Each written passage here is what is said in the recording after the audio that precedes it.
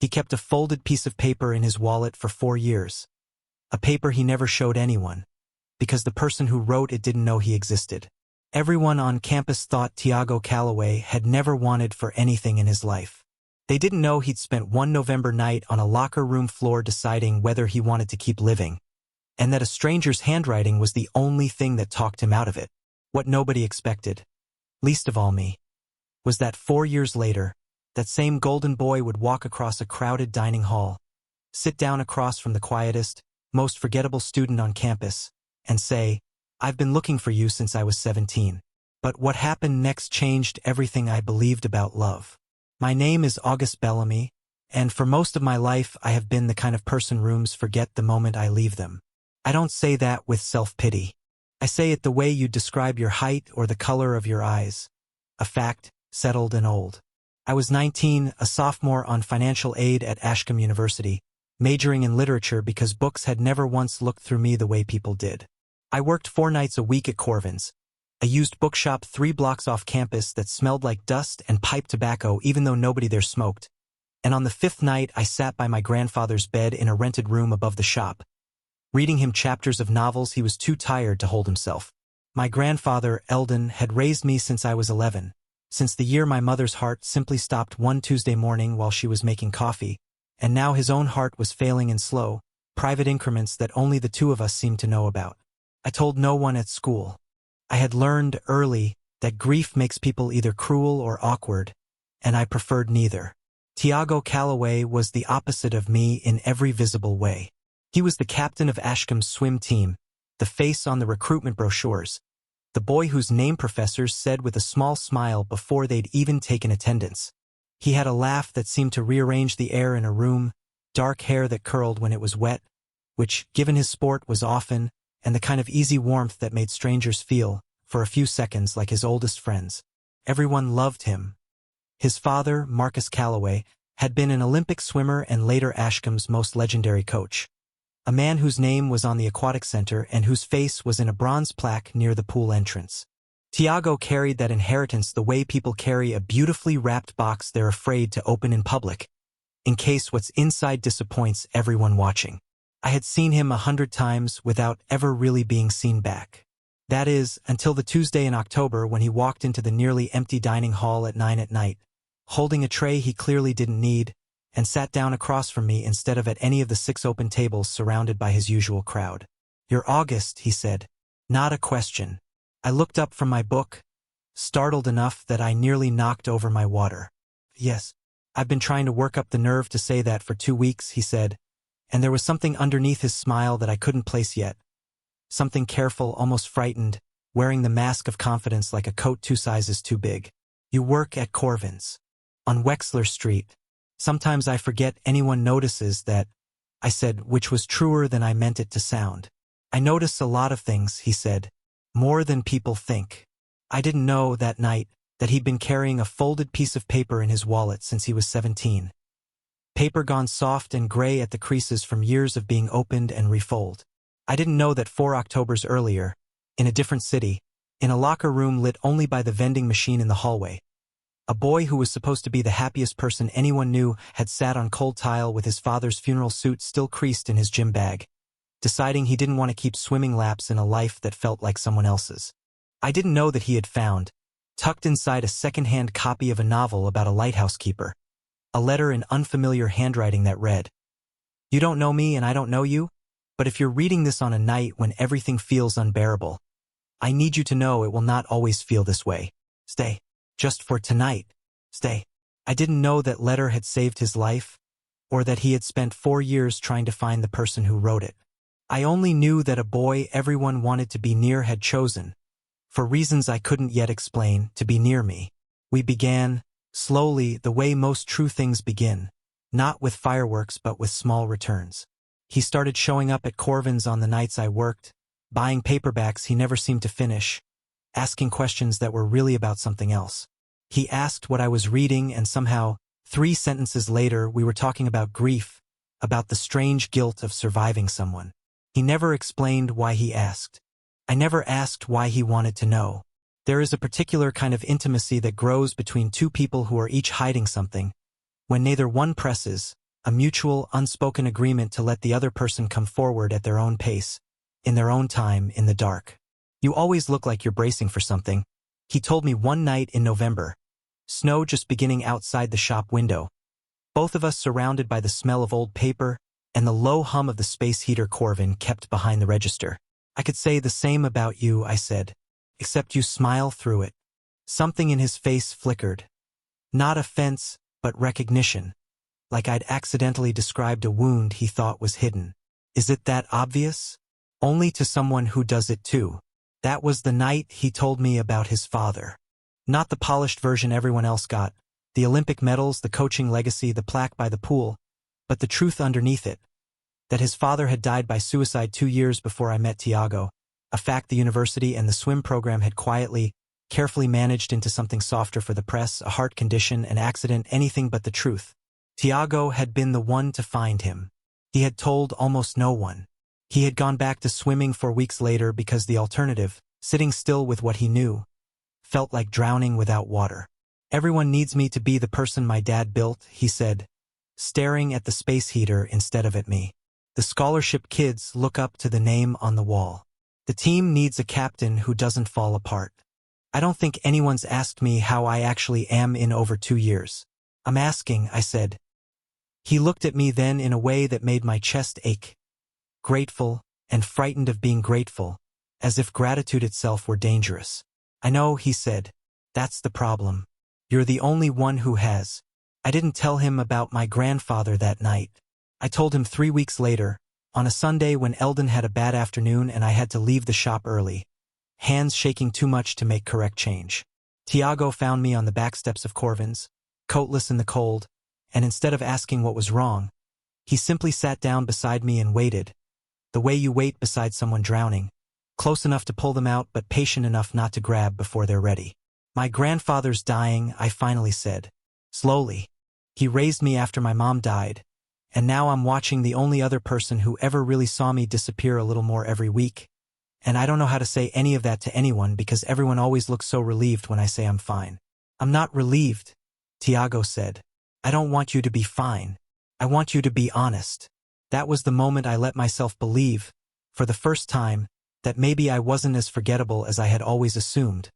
That someone with every reason to look past me had instead decided to stay. It was late January when the truth cracked fully open. I was at Corvin's, closing alone, restocking a shelf of second-hand fiction, when I found, wedged behind a row of paperbacks, a familiar sight. Someone had once again left one of the shop's old anonymous notes tucked into a book, a strange little tradition Corvin himself had started years ago, encouraging customers to leave kindness for strangers folded into random pages. I had done it myself years earlier as a grieving 15-year-old volunteering at my hometown library after my mother died. Writing small, hopeful notes and hiding them in books for strangers to find, because it let me put my pain somewhere it might do someone good instead of just hollowing me out. I had forgotten, mostly, that I'd ever done it, until Tiago walked in 15 minutes later, pale in a way I'd never seen, holding a paper gone soft at the folds, and asked, in a voice that shook, "Did you write this?" He held it out. I recognized my own handwriting before I even finished reading the words. Younger, rounder, but unmistakably mine. You don't know me and I don't know you, but if you're reading this on a night when everything feels unbearable, I need you to know it will not always feel this way. Stay. Just for tonight. Stay. I wrote hundreds of those, I said slowly, when I was 15. After my mom died, I left them in library books all over my hometown. I never thought. I found this one 4 years ago, Tiago said. The night my father died. I was going to, he stopped, his jaw tightening, eyes bright with something between grief and disbelief. I was 17 in a locker room and I had already decided. And then I opened a book I'd grabbed at random from a donation bin because I couldn't stand to look at my own face in a mirror. And this fell out. I don't know why I stayed. Maybe I just wanted to know who'd written it. But I stayed. And I've carried this exact piece of paper in my wallet for 4 years, hoping that someday, somehow I'd find whoever wrote it, so I could tell them what it did for me. The silence after that held more than either of us could speak into. I sat down across from him, hands trembling, understanding for the first time the full shape of what had been happening since October. that he hadn't simply noticed me in a dining hall by chance. He had recognized my handwriting on a library sign in sheet weeks earlier, the same looping script from the letter he'd never stopped carrying, and had spent 2 nervous weeks working up the courage to find out if it was really me. "You didn't come find me because I was interesting," I said quietly. "You came because you thought I saved your life." "I came because of the letter," he said. "I stayed because of you. Those aren't the same reason anymore, August. Not for a long time." I wanted desperately to believe him, but the revelation cracked something open in me too. An old, familiar fear that I had never been chosen for myself, only for what I represented, for what I could do for someone. I had spent my whole life being useful to people in quiet ways and invisible otherwise. The thought that even this, even him, might be gratitude wearing the coat of love, frightened me more than I wanted to admit. "I need time," I told him, and he nodded, though I could see it cost him something.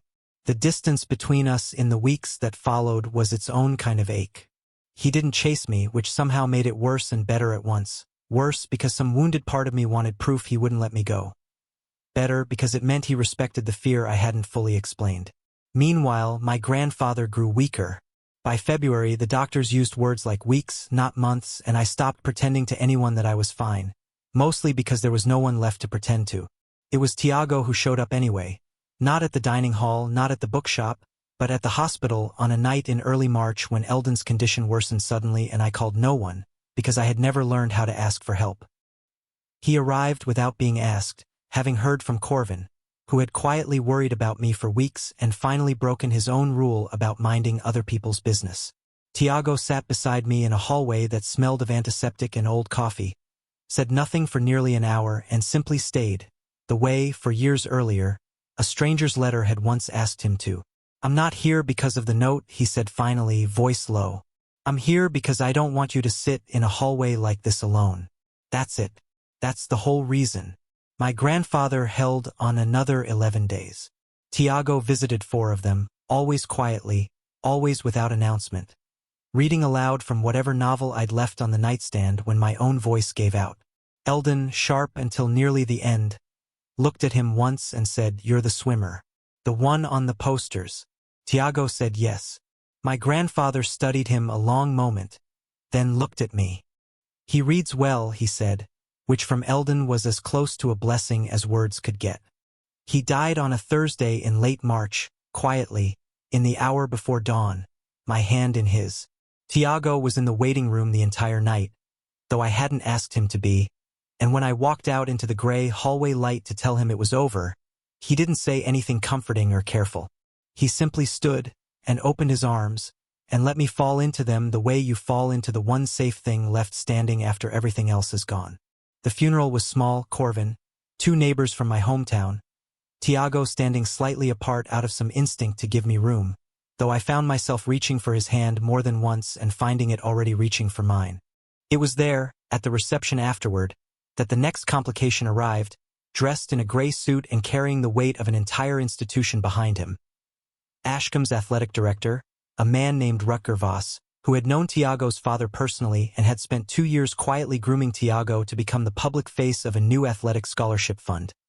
The Callaway Legacy Fund, meant to support underprivileged swimmers, the very fund that, unknown to me until that week, had helped cover part of my own tuition through an obscure cross-departmental award tied to first-generation students. Voss did not attend the funeral out of sentiment. He came to warn Tiago, gently but unmistakably, that the fund's largest donors, old friends of his father, conservative men who remembered Marcus Callaway as a symbol of a particular narrow kind of excellence, had begun to hear rumors. A photograph of Tiago and me at the hospital, taken by a student who hadn't understood what she was looking at, had circulated further than either of us realized. Voss made it clear, in the careful language of institutions that never say what they mean, that any public confirmation of Tiago's relationship with another man could jeopardize the fund's renewal at the very moment new donors were being courted, donors whose support kept dozens of scholarship students, myself unknowingly included, afloat. "They don't need to know anything you don't want to tell them," Voss said. "You just need to be careful. For a little while. For the program. For your father's name." I watched something in Tiago go quiet and small in a way I had never seen, not fear of being disliked, which he'd faced all his life with the ease of someone who'd never truly needed anyone's approval, but fear of being the reason something good for other people fell apart. That night, in the small apartment above Corvin's that I had inherited along with everything else my grandfather owned, he told me what Voss had said, and I watched him wrestle with a version of the same trap I had lived inside my whole life. The belief that love, if it costs someone else something, must be the wrong kind of love. "I won't ask you to hide," I told him, though it broke something in me to say it, because some old, aching part of me was terrified he might choose the safer path. "But I also won't pretend I don't understand why you're scared." "I'm not scared of them," he said. "I'm scared that if I choose you publicly, completely, and the fund collapses, I become the reason kids like you don't get the chance you got. I've spent 4 years terrified of disappointing a dead man. Now I'm terrified of disappointing living ones." We did not solve it that night. For nearly 3 weeks, we existed in a strange, aching limbo, together in every private way, invisible in every public one, both of us aware that a decision was building on the horizon like whether neither of us could stop. It came to a head at the Callaway Legacy Fund's Spring Gala, a black tie event in the university's Grand Hall, marble floors and string quartets, where Tiago was expected to give a speech honoring his father and, implicitly, reassuring the room of donors that the legacy remained exactly what they wanted it to be. I almost didn't go. I stood outside the hall in a borrowed jacket that didn't quite fit, telling myself I had no place at a fundraiser full of people who funded my education without knowing my name. When Tiago found me on the front steps, dressed sharper than I'd ever seen him, looking more afraid than he had the night his father's secret nearly cost him everything. "I don't know exactly what I'm about to say in there," he admitted. "But I know I don't want to say it without you in the room." Inside, under gold light and the low murmur of important conversation, Tiago Callaway stood at a podium in front of a bronze plaque bearing his father's name and did not give the speech Rutger Voss had prepared. He spoke instead about a locker room floor 4 years earlier, about a stranger's handwriting that had asked him to stay, about a scholarship student named August Bellamy who had taught him that the bravest thing his father's legacy could ever fund was not silence dressed up as dignity, but honesty. He said his father had spent a public life being celebrated for strength, and had died because no one had ever made room for him to be anything else, and that he refused to inherit that same quiet collapse.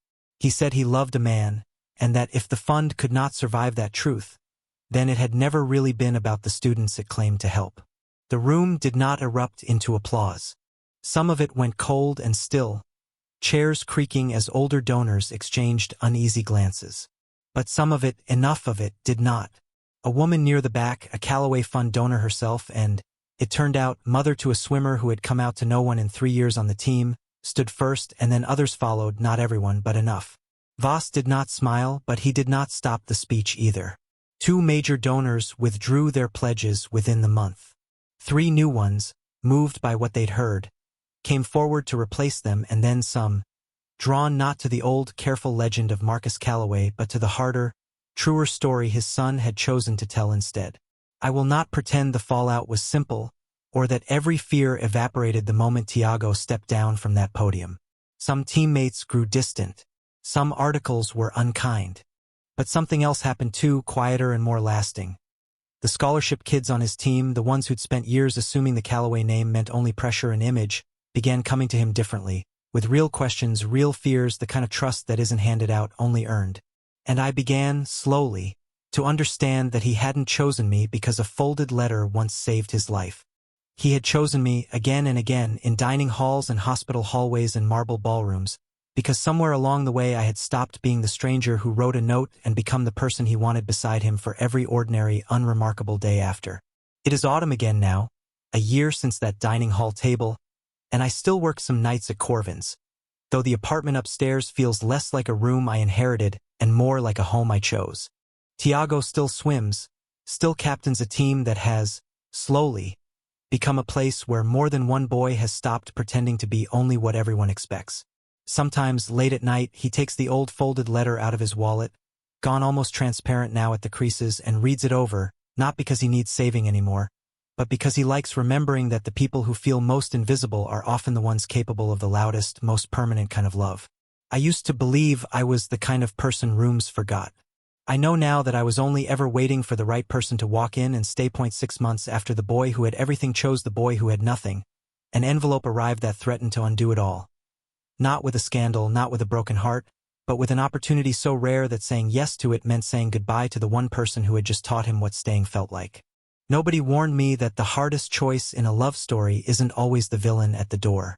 Sometimes it's the life you always wanted, arriving at exactly the wrong moment. And what I decided to do about it would test whether what Tiago Calloway and I had built could survive an ocean between us. But what happened next changed everything I thought I understood about distance, sacrifice, and coming home. The letter came on a gray Tuesday in September, slipped into my mailbox at Corvin's between a stack of unpaid invoices and a postcard from a customer who owed Eldon money from years before he died. It was from the Holloway Fellowship, a small, fiercely competitive writing residency in the Scottish Highlands that funded one emerging writer a year to spend 9 months finishing a manuscript in near total solitude, surrounded by nothing but hills, sheep, and silence. I had applied on a reckless whim in February, during the strange, grief-soaked weeks after my grandfather died, more as a way of proving to myself that I had a future than out of any real belief I would be chosen. I had told no one, not even Tiago, assuming the odds made it a private embarrassment rather than a real possibility.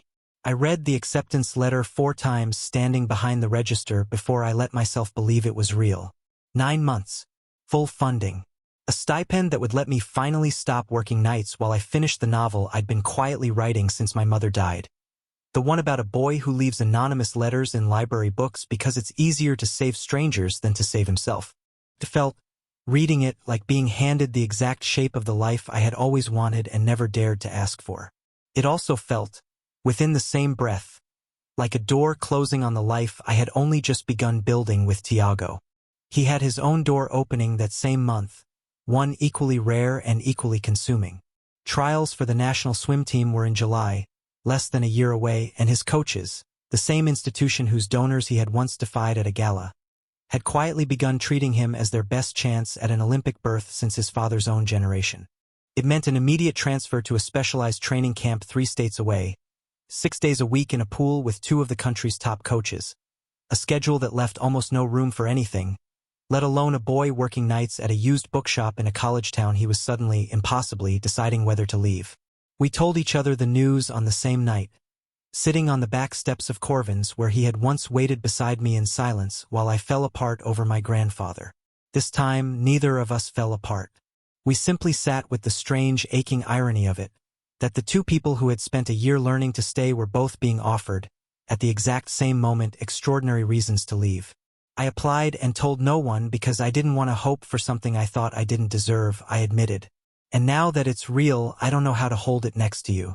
I've spent my whole life being handed things because of my father's name, Tiago said. This is the first thing that's only ever been about me. And I don't know how to say no to it. But I also don't know how to say yes to it if it means an ocean between us for 9 months. Neither of us said the word no to the other's dream that night, and neither of us pretended the coming months would be simple. What we did instead, quietly, deliberately, the way people build something they intend to survive a storm, was decide, together, that we would not let distance become the same silence that had nearly cost Tiago his life once before. We would write real letters, not messages typed and deleted and rewritten a dozen times, but actual paper, actual ink, the same slow, deliberate honesty that had first drawn us together over a folded note found in a second-hand book. I left for the Highlands in late September. The residency was smaller than I expected. A converted stone farmhouse on the edge of a loch, 6 other writers scattered across drafty rooms, days built around long silences and longer walks, the kind of solitude I had spent my whole life fearing and had never realized I needed until I was standing in the middle of it. Tiago left for training camp the same week, trading Ashcombe's familiar pool deck for a facility 3 states away where he was, for the first time, simply another talented swimmer among many, no longer the golden name on the wall but a body in lane 4 working to prove he belonged. The first letters were easy, almost giddy, full of description. The color of heather on the hills behind the farmhouse, the particular ache in his shoulders after a 200-lap morning, the strange loneliness of being surrounded by people and still feeling invisible in a new way. But by November, the letters grew harder to write, because the truth in them grew harder to admit. I confessed, in a letter I nearly didn't send, that I had started to feel like the manuscript I was writing about a lonely, letter-leaving boy was somehow becoming a way of hiding from him instead of reaching toward him. That solitude, which had once saved me, was beginning to feel dangerously comfortable again, the way an old wound reopens easier than a new one heals. He wrote back something that undid me completely. You once told me that you were the kind of person rooms forget the moment you leave them. I need you to hear this clearly. From 3 states and an ocean away, I have not forgotten you for a single day. Not one. But I'm scared too, August. I'm scared that if I become someone extraordinary in that pool, I'll come back and find you've decided you don't need someone extraordinary. That you found something quieter and safer in those hills. Something that doesn't come with cameras and expectations and a dead man's name attached to it. We were, both of us, circling the same old fear from opposite directions. His, that success would make him unrecognizable to the person who loved him for his ordinary self. Mine, that solitude would make me unreachable to the person who had spent a year proving I was worth staying for. It took an ocean and 3 months of increasingly honest letters for us to say, plainly, what we had each been too afraid to say in the same room. That love, real love, wasn't a single dramatic choice made once at a gala podium. It was 100 smaller choices, made in the quiet, unglamorous months when no one was watching and the temptation to simply drift was so much easier than the discipline of reaching back. The nearest thing to a crisis came in February, when a letter I mailed went missing for 3 weeks in the notoriously unreliable Highland Post, and Tiago, hearing nothing, convinced himself in the silence that I had finally decided to disappear the way I'd always half expected myself to. He called the farmhouse's shared landline in a panic one night, voice cracking in a way I had never heard, and when I answered, still smelling of wood smoke and ink, both of us simply cried with relief down a transatlantic line, undone not by tragedy but by how much distance could manufacture doubt out of nothing but silence and fear. I keep waiting to feel like I'm not enough for whoever you're becoming out there, he admitted that night. I keep waiting to feel like I'm not enough for whoever you're becoming in that pool, I admitted back. We were, it turned out, terrified of the exact same thing from 2 different directions, and saying it aloud, finally, dissolved something that months of careful letters hadn't quite reached. After that call, the letters changed again. Less performance of okayness, more of the plain, unglamorous truth. Bad days, homesickness, small victories, a swim time shaved by half a second, a chapter finally finished after 11 rewrites. We stopped trying to prove to each other across the distance that we were thriving and started simply telling each other the truth, which turned out to be the thing that had always held us together in the first place. Trials were held in July, in a cavernous natatorium 3 states from where either of us called home, and I flew back from Scotland 2 days early, manuscript finished, to sit in stands full of strangers and watch Tiago Calloway walk out onto a deck where his father's ghost had haunted every lane for years. I watched him pause at the blocks, scan the crowd once, find me in a sea of unfamiliar faces, and go still in the particular way he only ever went still around me. Not performing calm, but actually calm, the mask finally, fully unnecessary. He did not win his heat by the widest margin, and it did not matter because what happened afterward mattered more. He touched the wall in second place, good enough to qualify, and instead of raising his arms to the crowd the way the boy on the recruitment brochures might once have done, he looked straight up into the stands, found me again, and simply mouthed 2 words I didn't need sound to understand. I stayed. We stood afterward on the pool deck, chlorine and cheering all around us, and he pulled the same old letter from his gym bag, impossibly still carried, impossibly still soft at the folds, and pressed it into my hand instead of his own pocket for the first time in 4 years. I don't need to carry this anymore, he said. Not because it doesn't matter. Because I don't need proof that someone once saved me from a night I almost didn't survive. I have you in the room in the actual present. That's better proof than any piece of paper. I keep that letter now, folded inside the front cover of the manuscript I finished in a stone farmhouse an ocean away. A novel about a boy who leaves anonymous kindness in library books because he doesn't yet know how to ask for it directly. Tiago made the Olympic team that summer, not as his father's echo but as his own name, spoken for the first time on television without a single mention of legacy. I sold the manuscript that autumn to a small press that did not care that I was, by most measures, still an unremarkable person from an unremarkable town. We do not know, even now, exactly what our life will look like. A swimmer whose career may take him across the world again. A writer who has learned that solitude and love are not enemies but companions. if you're honest enough to let them be. What I know is this. The boy everyone thought had everything did not choose me because I was extraordinary. He chose me, again, every single day across an ocean and a silence and a fear neither of us admitted until we had no choice but honesty, because ordinary, chosen deliberately and repeatedly, turns out to be the rarest, most extraordinary thing two people can build. 2 years after an Olympic pool taught the most talked about swimmer in the country that ordinary love could outlast extraordinary fear, a 16-year-old boy in a town neither of us had ever heard of sat alone in a locked bathroom, with his phone open to a photograph of Tiago Calloway standing on a podium, one hand laced through mine, and decided that maybe, just maybe, there was a version of his own life worth waiting to see. Neither of us knew his name yet. We didn't know that within the year, his survival and our own hard-won happiness would collide in a way that would force Tiago to choose, once again, between the comfortable silence a powerful sponsor was offering him and the harder, louder truth that had once saved his own life on a locker room floor. I didn't expect that the boy who found us first would be the one to teach us what we still had left to learn about love. But what happened next changed everything I understood about what it means to be chosen, and what it costs to choose someone back. By the time Eli Marsh found us, Tiago's life had reshaped itself into something neither of us had fully planned for. The silver medal from the summer he qualified had made him, almost overnight, the kind of public figure whose name appeared in headlines instead of just brochures. Not merely a swimmer, but the swimmer, the one who had stood on an Olympic deck and later, in a widely shared interview, spoken plainly about the boy from a used bookstore who'd taught him to stop performing an inheritance and start living an actual life. That interview had made him, without either of us quite choosing it, a reluctant face for a cause far bigger than a pool. The first openly gay swimmer several major networks had ever put a camera on, a walking argument against everything his father's old, careful legend had once demanded he hide. I had, in those same 2 years, become something I once thought impossible. A published novelist whose quiet book about a grieving boy leaving anonymous letters in library books had found an audience I never expected. Readers writing to tell me that a stranger's kindness in a second-hand paperback had meant more to them than they'd ever said aloud. We lived together now in a converted carriage house behind Corvin's, which I had bought outright from its aging, delighted owner, the shop below it still smelling of dust and old paper, the rooms above it finally, fully ours.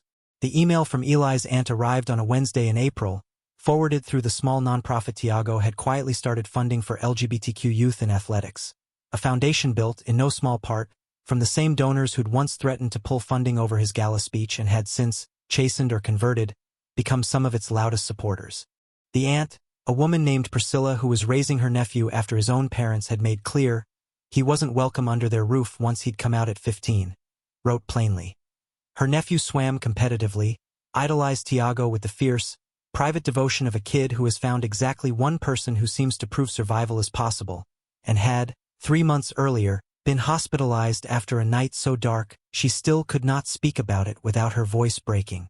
She was not asking for money. She was asking, simply, if Tiago might one day write the boy a letter. Tiago read that email standing in our kitchen with his coffee going cold, and did not just write a letter. He drove, the following weekend, for hours to a small town called Denholm, sat across from a boy who could barely meet his eyes, and did the one thing his own father had never learned how to do. He stayed without an agenda, simply present, letting silence do the work that neither of them yet had words for. Eli was not, on the surface, anything like either of us at his age, brasher, quicker with a joke that was really a deflection, the kind of kid who had learned to armor grief in humor the way I had once armored mine in invisibility. But underneath the jokes was the same old ache, the belief that he had been fundamentally too much or too wrong for the people who were supposed to love him unconditionally, and that belief, once you have carried it, is recognizable across any distance of age or circumstance. You don't know me, Eli said, the first time the three of us sat together months later at our kitchen table, but I looked up your speech from that gala like 40 times. The one about the letter. You're not the first person to tell me that, Tiago said. You won't be the last. But I need you to know something the speech didn't say clearly enough. I almost didn't live long enough to give it. I understand more of what you're carrying than you probably think. What followed over that spring and summer was not a single dramatic rescue but something slower and more durable. Eli swimming in our town's public pool on weekends when his aunt could drive him. Tiago quietly coaching him through strokes and, more importantly, through the long, unglamorous work of believing he deserved to take up space. Me sitting with him some evenings while he did homework at our kitchen table, recognizing in his guarded silences an old, familiar version of myself. We did not pretend to be his parents. We became, instead, something rarer and in some ways sturdier. Proof, simply by existing in front of him, that a life like his could still hold love, ambition, ordinary Tuesday night dinners, an actual future. The complication, when it came, arrived exactly the way it had before, dressed in careful language and institutional concern, this time in the form of Heartbreak Athletics, the swimwear company that had signed Tiago to the largest endorsement of his career the previous year, funding half the Youth Foundation's budget in the process. A junior executive named Corwin Stedman called in late August, his tone apologetic in the specific, hollow way of someone reading from a memo he didn't fully agree with, to explain that Heartbreak's newest board members, recent additions with ties to several state legislatures currently debating restrictions on transgender and gay youth in athletics, had expressed discomfort with Tiago's increasingly public mentorship of a minor with a documented history of instability, and would prefer, for the sake of the contract's renewal, that Tiago's advocacy work remain, in Stedman's careful phrase, less visible going forward. Tiago hung up the phone that night and sat very still at our kitchen table for a long time. The same stillness I remembered from a gala ballroom years earlier, the stillness of a man doing arithmetic between money and conscience. The foundation runs almost entirely on that contract, he said finally. If I push back publicly, we don't just lose Heartbreak's money. We lose the budget that gets kids like Eli into pools in towns that don't have one otherwise.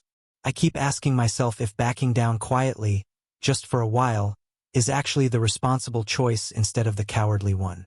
I understood, more than I let myself say immediately, the particular cruelty of the choice being asked of him, that the very visibility that had once saved his own life was now being priced as a liability against the survival of other kids like Eli, that doing right by one boy in his kitchen might mean doing wrong by dozens more he'd never meet. It was Eli, in the end, who made the decision unbearably simple without meaning to. He showed up at our door unannounced on a Sunday in September, having overheard enough of his aunt's phone calls to understand what was being weighed, and stood on our porch with the same defensive humor he used to armor everything, except this time it cracked halfway through the first sentence. "You don't have to go quiet for me," he said. "I've had enough people go quiet on me my whole life. If you do it too, even for a good reason, I don't know how I keep believing the version of the speech I memorized." Tiago did not go quiet. He called Stedman back within the week and, in a conversation he later relayed almost word for word, told him plainly that he would not trade a teenager's sense of being worth fighting for in exchange for a swimwear contract, and that if Heartbreak's board wanted a spokesman who performed careful invisibility, they had signed the wrong man. Heartbreak dropped the endorsement within the month. The story broke publicly 2 weeks later, not through any press release Tiago issued, but through a leaked internal memo a sympathetic employee forwarded to a sports journalist, and this time the public reaction was swifter and louder than it had been at the gala years before.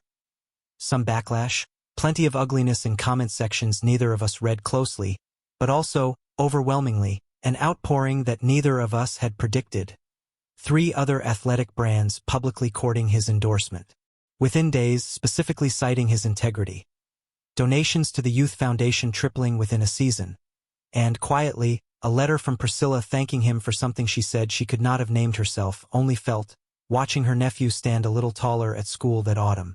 The night the story finally settled into something like normal, Tiago and I sat on the same back steps of Corvin's where we had once waited together through my grandfather's decline, where he had once confessed his father's death, where I had once feared that solitude might swallow me before love could reach me.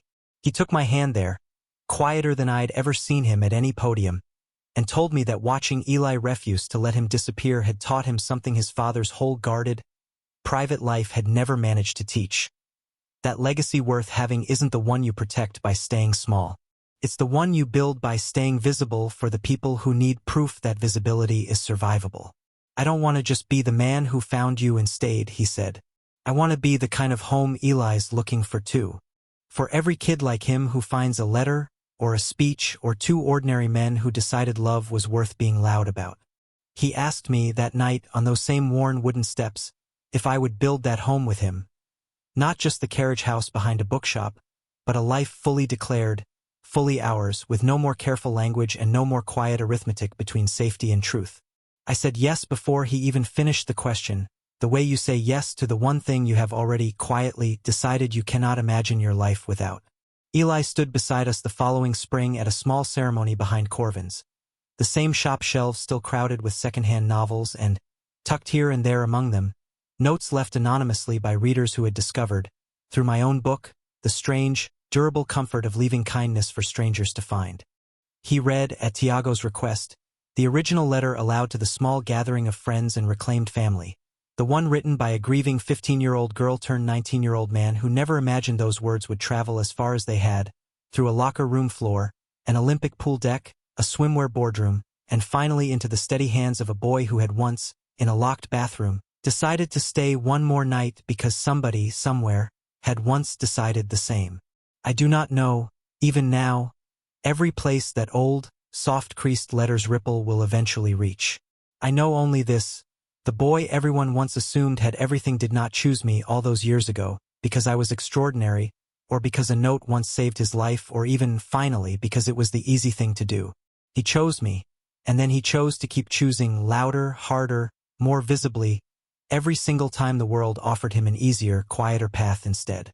And somewhere in a small town called Denholm, a 16-year-old boy who once wasn't sure he wanted to see another morning now has two men's phone numbers saved under a single word: home. Proof.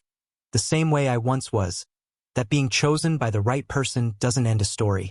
It only teaches you how to keep choosing the next one, and the next, for as long as you're lucky enough to get to.